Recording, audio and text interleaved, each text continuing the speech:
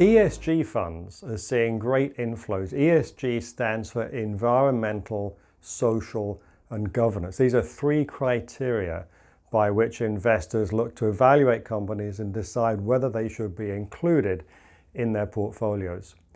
There's really no accepted definition of what characterizes ESG. And in fact, many people will be surprised to hear that energy companies get included in ESG funds, in spite of all of the activity from environmental extremists trying to stop us using fossil fuels and blocking pipelines. In fact, two very big ESG funds run by BlackRock and Deutsche Bank include ConocoPhillips and Occidental Petroleum in their portfolios. It turns out that ESG funds also like pipelines, and some of the biggest pipeline corporations are included in ESG funds. But you won't find partnerships there. They like the corporations, but they don't like the partnerships. And that's because it comes down to governance.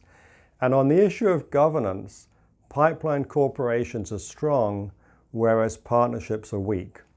Examples in history include Energy Transfer, which 3 years ago issued special securities only to the management team at a preferential basis. Or more recently, Tallgrass Energy, which agreed to sell the rest of the company to Blackstone with a side letter providing a higher price to the management team than the rest of the investors, something that no asset manager could ever do in his own business. And what this means is that partnerships are really not owned by ESG funds, but corporations are. It really does make a difference to performance, because if you look at the American Energy Independence Index, which is 80% corporations, it's pretty nicely outperformed the Alerian MLP Index, which is 100% partnerships. Corporations have better governance, partnerships have weaker governance. When you're investing in midstream energy infrastructure, it pays to look at what type of companies you're investing in and make sure that you have a pretty heavy weighting towards corporations where the governance is better, which as a result, they'll attract more ESG money.